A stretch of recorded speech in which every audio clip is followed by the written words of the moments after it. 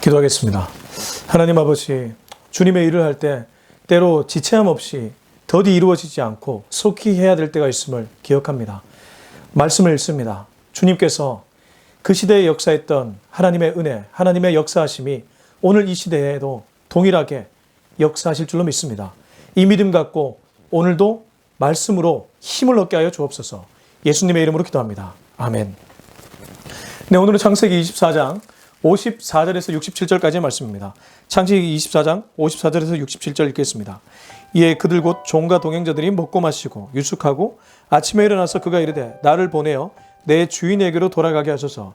리브가의 오라버니와 그의 어머니가 이르되 이 아이로 하여금 며칠 또는 열흘을 우리와 함께 머물게 하라. 그 후에 그가 갈 것이니라. 그 사람이 그들에게 이르되 나를 만류하지 마소서. 여호와께서 내게 형통한 길을 주셨으니 나를 보내어 내 주인에게로 돌아가게 하소서. 그들이 이르되 우리가 소녀를 불러 그에게 물으리라 하고 리브가를 불러 그에게 이르되 내가 이 사람과 함께 가려느냐. 그가 대답하되 가겠나이다. 그들이 그 누이 리브가와 그의 유모와 아브라함의 종과 그 동행자들을 보내며 리브가에게 축복하여 이르되 우리 누이여 너는 천만인의 어머니가 될지어다. 내 씨로 그 원수의 성문을 얻게 할지어다. 리브가가 일어나 여자 종들과 함께 낙타를 타고 그 사람을 따라가니 그 종이 리브가를 데리고 가니라. 그때 이삭이 부엘라 헤로이에서 왔으니 그가 네게부 지역에 거주하였음이라. 이삭이 저물 때에 들에 나가 묵상하다가 눈을 들어보매 낙타들이 오는지라. 리브가가 눈을 들어 이삭을 바라보고 낙타에서 내려 종에게 말하되 들에서 배회하다가 우리에게로 마주오는 자가 누구냐. 종이 이르되 이는 내 주인이니이다. 리브가가 너울을 가지고 자기의 얼굴을 가리더라. 종이 그 행한 일을 다 이삭에게 아뢰매 이삭이 리브가를 인도하여 그의 어머니 사라의 장막으로 드리고 그를 맞이하여 아내로 삼고 사랑하였으니 이삭이 그의 어머니를 장례한 후에 위로를 얻었더라. 아멘. 네, 오늘은 창세기 24장 54절에서 67절, 24장의 마지막 단락이라고 볼 수 있습니다. 창세기 24장은 이삭과 리브가의 결혼의 배경이 되는 스토리였습니다. 제일 먼저 어떻게 시작했습니까? 아버지 아브라함이 종 엘리에셀과 허벅지 밑에 손을 넣고 맹세한 것에서 시작되었습니다. 사람과 사람 사이의 서약이었고 약속이었죠. 근데 하나님은 이 약속을 정말 기쁘시게 받았습니다. 이 약속이 그대로 이루어졌기 때문입니다. 저는 이런 걸 보면 하나님이 이 시대의 아브라함이라는 인물을 얼마나 사랑하셨는지를 엿볼 수 있었습니다. 아브라함이 잘해서입니까? 아닙니다. 하나님의 일방적인 선택이요, 일방적인 사랑입니다. 여러분, 구원을 이루어가는 과정을 한번 보십시오. 사람이 구원받을 만한 행동을 했습니까? 아니죠. 롯과 롯의 가족들, 아내는 뒤돌아봐서 소금기둥 되었지만 롯과 딸들은 탈출하게 되었습니다. 그들이 잘했습니까? 아니죠. 아브라함의 기도였습니다. 아니, 더 거슬러 올라가면 하나님의 사랑이고 은혜였습니다. 그러고 보면 성경이 끊임없이 얘기하는 것은 하나님 아버지의 사랑과 은혜입니다. 여러분, 오늘 하루 살아갈 힘과 능력을 어디서 얻을 수 있을까요? 위로부터 얻어야 될 줄 믿습니다. 이 메시지를 왜 들으십니까? 절망과 좌절의 나날을 보내는 나에게 하나님께서 오늘도 말씀으로 힘을 주시기 때문입니다.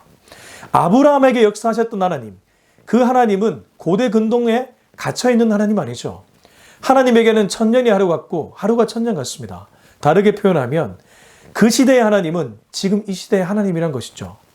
아브라함과 종 엘리에셀의 맹세까지 들어주신 하나님, 그 하나님은 저와 여러분에게도 동일하게 역사하실 줄로 믿습니다. 54절입니다. 24장 54절은 이제 종이 리브가의 집에서 자고 일어난 장면을 얘기합니다. 이에 그들 곧 종과 동행자들이 먹고 마시고 유숙하고 아침에 일어나서 그가 이르되 나를 보내어 내 주인에게로 돌아가게 하소서. 저는 엘리에셀이라는 인물을 오늘 이 구절을 보면서 한 번 더 주목하게 되었습니다. 앞서도 그는 라반이 우리 집에 와서 밥을 먹으러 갔을 때 밥을 먹기 전에 자기가 여기 왜 왔는지를 설명했습니다. 자신의 주인 아브라함과 맺었던 서약, 이른바 종이 아니죠.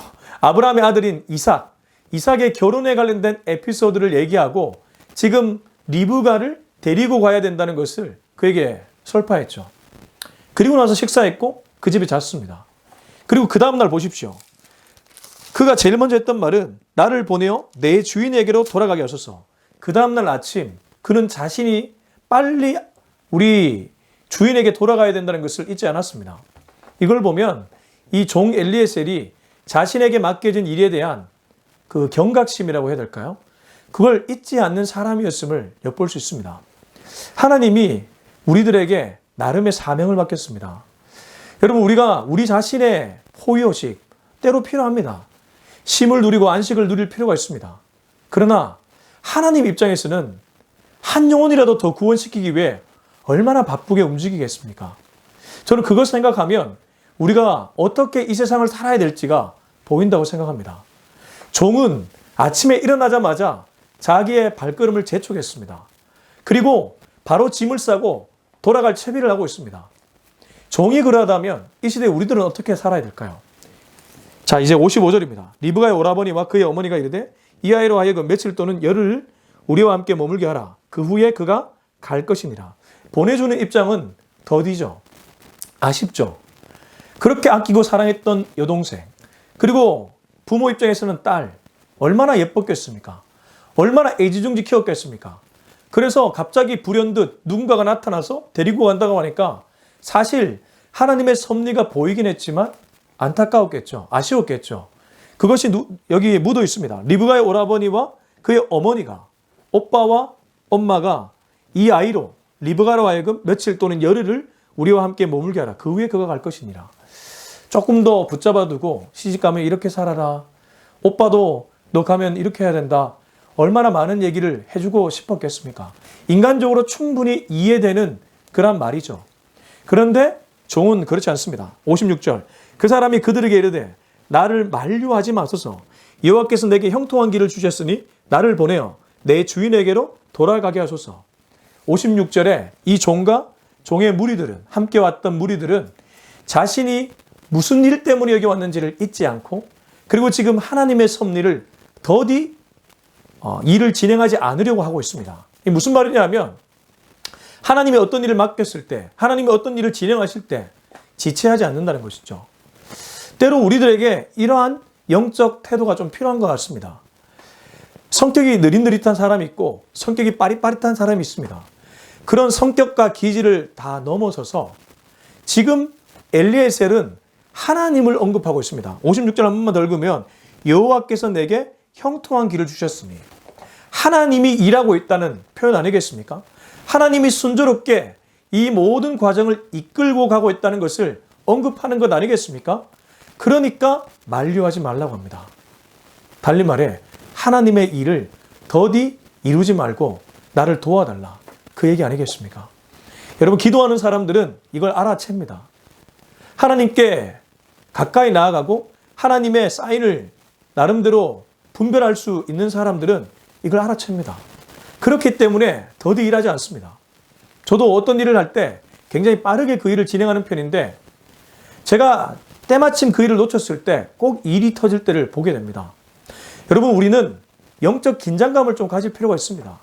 하나님이 우리들에게 맡겨진 그 일을 지체하지 않고 열심히 감당하며 빠르게 그 일을 처리할 필요가 있다는 것이죠. 종은 잊지 않습니다. 아무리 가족들이 리브가를 향해 인정의 마음으로 얘기하고 있지만 배후에서 역사하시는 하나님의 빠른 손을 의식하고 있기 때문에 지체하지 않는다는 것이죠. 이건 종을 뭐라 할 게 아닙니다. 종은 지금 하나님 앞에, 엘리에셀은 지금 오리엔티드 되어 있습니다. 저와 여러분에게도 우리 삶을 촘촘히 들여다보면 분명히 그러한 영역이 있을 것입니다. 하나님이 만약 그런 일을 내게 보여주셨다면 여러분 지체하지 마십시오. 지체하기보다는 오히려 빨리 그 일을 하실 수 있는 저와 여러분이 되었으면 좋겠습니다. 57절. 그들이 이르되 우리가 소녀를 불러 그에게 물으리라고. 이제 가족들은 직접 리브가의 입장을 들으려고 합니다. 58절. 리브가를 불러 그에게 이르되 네가 이 사람과 함께 가려느냐. 그가 대답하되 가겠나이다. 하나님의 섭리가 여실히 드러납니다. 하나님이 역사하고 있음을 58절이 너무 잘 보여주고 있습니다. 리브가를 불렀는데 리브가도 가겠다고 말하지 않습니까? 웬 사내였습니다. 무리들이 왔습니다. 갑자기 우리 종의 아들과 결혼해야 된다고 합니다. 어안이 벙벙한 일 아닙니까? 근데 리브가의 마음이 열려 있습니다. 지체하지 않습니다. 하나님이 역사하고 있다는 증거죠. 그래서 24장의 주제는 형통인데 이 형통에 뒤에 있는 단어가 순조로움이고 순적함입니다. 하나님이 형통케 할 때는 순조로움과 순적함이 있다는 것이죠. 오빠와 엄마는 좀 더 데리고 있고 싶어 했는데 딸은, 여동생은 마음이 활짝 열려 가려고 합니다. 엘리에셀의 저런 영적으로 긴장감을 갖고 빨리 일을 처리하라는 그 일에 동조하고 있습니다. 하나님이 역사하고 있다는 증거입니다. 59절, 그들이 그 누이 리브가와 그의 유모와 아브라함의 종과 그 동행자들을 보내며 리브가에게 축복하여 이르되 우리 누이여 너는 천만인의 어머니가 될지어다. 내 씨로 그 원수의 성문을 얻게 할지어다. 리브가는 떠나는 여동생을 향해, 리브가가 아니죠, 라반은 떠나는 리브가를 향해 축복을 해줍니다. 우리 누이여, 내 동생이여, 너는 천만인의 엄마가 될 것이다. 얼마나 복된 축복의 언어입니까? 네 씨로 너의 자식은 원수의 성문을 얻게 할지어다. 얼마나 축복된 말입니까? 평생을 이 말을 되뇌이며 리브가는 살았을 것입니다. 마지막에 가족들을 떠나는 리브가 입장에서 뒤를 돌아보고 싶은 마음 왜 없었겠습니까? 근데 그걸 낳은 라반이 이렇게 축복하며 보내주는 것이죠. 하나님은 어떤 곳을 떠나게 할 때 정말 그곳을 떠나는 것이 하나님의 뜻이라면 이런 축복을 받으며 떠나게 만들어 주십니다. 참 감사한 일이죠. 그리고 하나님께서 이렇게 떠나게 하면서 그냥 떠나지 않습니다. 여기 보면 59절, 그의 누이 리브가와 그의 유모와 아브라함의 종과 그 동행자들을 보내며 사람을 함께 붙여서 떠나게 만들어 주십니다. 지금 리브가는 어떤 의미에서 혼자 떠나는 것이 아니라 함께 떠나고 있습니다. 리브가의 입장에서 아브라함의 땅과 아브라함의 가족은 낯선 곳이지만 완전히 낯선 곳이 아니란 거죠. 하나님이 어딘가로 옮기게 할 때는 그 옮기면서 사람과 환경을 조성해 놓고 옮기게 한다는 것이죠. 리브가가 이걸 과연 알았겠습니까? 몰랐습니다. 종은 알았겠습니까? 몰랐습니다. 그러나 하나님은 다 알고 계셨죠. 그렇습니다. 여호와 이레가 무엇입니까? 아브라함이 자기 아들 데리고 모리아산에 올라갔을 때 하나님이 준비한 순양, 그 여호와 이레 아닙니까? 아브라함이 알았습니까? 이삭이 알았습니까? 몰랐습니다. 인생은 모릅니다. 내일 일은 아무도 모릅니다. 그래서 이런 찬양도 있지 않습니까?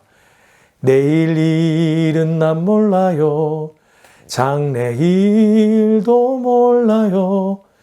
아무튼 그런 찬양이 있습니다. 근데 내일 일을 모르는 우리들이 할 수 있는 것은 오늘 그 일에 최선을 다하는 것이죠. 오늘 내게 맡겨진 그 일에 정말 최선을 다해 행하는 것이죠. 그러면 하나님은 이미 예비하신 그 길로 우리를 인도하십니다. 61절, 리브가가 일어나 여자 종들과 함께 락타를 타고 그 사람을 따라가니 그 종이 리브가를 데리고 가니라. 그때 이삭이 부엘라 헤로이에서 왔으니 그가 네게부 지역에 거주하였음이니라. 이삭이 저물 때에 들에 나가 묵상하다가 눈을 들어보매 낙타들이 오는지라. 리브가가 눈을 들어 이삭을 바라보고 낙타에서 내려 종에게 말하되 들에서 배회하다가 우리에게로 마주오는 자가 누구냐. 종이 이르되 이는 내 주인이니라. 리브가가 너울을 가지고 자기의 얼굴을 가리더라. 종이 그 행한 일을 다 이삭에게 아뢰매 이삭이 리브가를 인도하여 그의 어머니 사라의 장막으로 드리고 그를 맞이하여 아내로 삼고 사랑하였으니 이삭이 그의 어머니를 장례한 후에 위로를 얻었더라. 저는 이 61절부터 67절 리브가와 이삭이 만나는 이 장면이 정말 견우와 직녀가 만나는 장면과 비슷하다는 생각을 하게 됩니다. 그렇습니다. 리브가는 자신의 남편을 만나면서 예의를 갖춥니다. 얼굴에 너울을 쓰죠. 65절이었나요? 리브가가 너울을 가지고 자기의 얼굴을 가리더라. 이거는 수줍어하는 신부의 모습이 드러납니다. 예의를 갖추는 신부의 모습이 드러납니다. 그리고 67절 보면 이삭은 자신의 엄마가 돌아가셨던 그 장막으로 드리고 그를 맞이하며 아내를 삼고 사랑하였으니 이삭이 그의 엄마를 장례한 후에 위로를 얻었더라. 이삭도 얼마나 외로움의 연속이었겠습니까?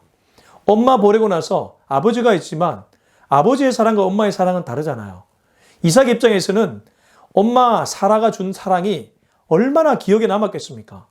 90세에 얻은 아들이었습니다. 금이야 오기야 키웠습니다. 근데 엄마가 돌아가시고 나니까 마음이 헛헛했겠죠. 근데 어느 날 자신의 아버지의 종이 저 멀리서 여자 한 명을 데리고 옵니다. 이삭 입장에서는 아무것도 한 것이 없습니다. 그리고 저 여자가 내 여자가 될지 예상도 못했습니다. 근데 이삭이 받아들여요. 그리고 사랑했다고 합니다. 사라의 장막으로 들여보냈다고 합니다. 이건 우리로 치면 지금 이 시대로 비유하면 우리 엄마가 가장 아꼈던 금가락지 이런 것을 아내에게 끼워준 것과 같은 일이죠. 이삭이 처음 보는 여자였지만 리브가에게 단번에 빠졌다는 것을 보여주는 말씀입니다. 여러분, 하나님이 역사하면 이렇습니다. 가정이 꾸려지는데 사실 둘이 뜨겁게 연애한 것도 아닙니다. 아버지와 아버지의 종이 그리고 리브가의 가족들이 서로 협의해서 데리고 온 여자입니다. 이삭 입장에서는 전혀 자신의 감정이 동요되지 않고 자신의 감정을 고려하지 않은 선택이었습니다. 그런데 어떻습니까?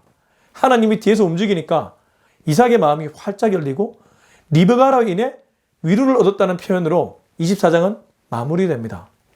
하나님이 역사하면 한 사람 한 사람 모두가 다 위로를 받고 사랑을 받고 마음의 평안이 있다는 것이죠. 억지로 된 일이 아닙니다. 얼핏 보면 남이 그 일한 것 같고 내 의사가 개입되지 않은 것 같지만 하나님이 역사하니까 오히려 퍼즐이 맞아떨어지는 것처럼 모든 것이 맞아떨어졌다는 것이죠. 저는 24장을 읽을 때마다 정말 신비롭기 그지없습니다. 왜냐하면 이 결혼이라는 것, 이 시대로 비유하면 둘이 뜨겁게 연애해도 안 될 수도 있는 일인데 하나님이 배후에서 역사하니까 모든 것이 순조롭게 풀리고 뿐만 아니라 둘의 마음도 활짝 열려 진심 어리게 사랑하게 되었으니 이것이야말로 정말 살아있는 가정의 탄생이에요. 하나님이 역사하는 가정이에요. 하나님이 역사하는 부부간의 사랑이라는 것 아니겠습니까? 창세기 24장으로 돌아가면 가정이 살아날 줄로 믿습니다. 여러분, 창세기 24장이 어떠한 스토리였습니까? 결혼의 배경이 되는 스토리였습니다. 인간이 한 것이 있습니까? 아닙니다. 그러나 인간 모두가 만족해하는 일이었습니다. 여러분, 우리 가정에 하나님을 모셔야 됩니다. 내 마음에 하나님을 모셔야 됩니다. 하나님이 내 마음을 주장하시고 내 길을 이끌어 가시면 모든 것이 형통이요 평안함이지만 그렇지 않으면 내 힘으로 하다가 일을 그르치게 될 것입니다. 오늘도 우리는 위에 계신 하나님을 붙들기 위해 애써야 될 줄로 믿습니다. 오늘 말씀을 듣고 여러분의 삶의 현장에 하나님을 매 순간 모시기 위해 애써 보십시오. 신비롭게 하나님이 도와주시는 그러한 역사를 경험하게 될 것입니다. 뿐만 아니라 이삭이 멀리서 오는 리브가를 보며 한눈에 빠지고 그리고 자신의 엄마의 장막에 들여보내고 사랑하고 위로를 받았던 것처럼 우리에게도 사람으로 인해 상처받은 마음, 하나님이 예배하신 또 다른 사람으로 인해 치유되고 위로받는 일들이 일어나게 될 것입니다. 이 은혜를 꼭 누릴 수 있는 저와 여러분이 될 수 있길 예수님의 이름으로 축원합니다. 기도하겠습니다. 우리 시간 기도할 때 하나님께 이렇게 한번 기도했으면 좋겠습니다. 주님, 나도 모르는 사이에 사람으로 인해 상처받을 때가 많았습니다. 그 말로 인해 상처받을 때가 많았습니다. 나와 다르고 살아온 배경도 다르고 하는 말투도 다르고 즐겨 쓰는 단어도 다르기 때문에 그의 말투, 그의 언어가 거슬릴 때가 많았습니다. 그러나 하나님, 그런 거 다 내려놓고 하나님의 뜻을 찾겠습니다. 하나님이 역사하고 하나님이 섭리하시면 평안함이고 형통함이고 위로를 얻고 사랑을 받게 될 줄로 믿습니다. 하나님, 상처난 마음이 아니라 하나님이 위로하는 그런 은혜를 경험할 수 있는 오늘 하루 되게 하여 주시옵소서. 우리 이 기도를 가지고 주님 이름 한번 찾고 간절하고 뜨겁게 기도하겠습니다. 주여! 아버지 하나님 감사합니다. 오늘도 이 메시지를 통해 먼저 제가 어떻게 살아가야 될지 분명하게 깨닫게 되었습니다. 하나님, 이 결혼 스토리에 이삭이 한 것, 리브가가 한 것 없습니다. 종이 한 것도 없습니다. 종은 기도했을 뿐입니다. 하나님이 하셨습니다. 하나님, 우리 인생에 일어나는 모든 일들 결국 하나님이 도와주시고 하나님이 이끌어주시고 하나님이 매 순간 주인 되셔야지만 가능함을 느끼게 됩니다. 주님, 결국 하나님입니다. 우리 인생의 알파와 오메가는 하나님임을 고백합니다. 주님 역사해 주시고 주님 통치하여 주시옵소서. 그래서 하나님 때문에 감사하고 하나님 때문에 위로받고 하나님 때문에 사랑받는 일이 많아지는 우리의 남은 인생 되게 하여 주시옵소서. 이제는 우리 주 예수 그리스도의 은혜와 하나님의 다함없는 사랑하심과 성령의 위로교통 충만 교제하심이 오늘 이 메시지를 통해 평생토록 우리 주님 주인 삼고 살아가기로 다짐하는 우리 모두의 머리 위에 지금부터 영원토록 함께하기를 간절히 축원하옵나이다. 아멘.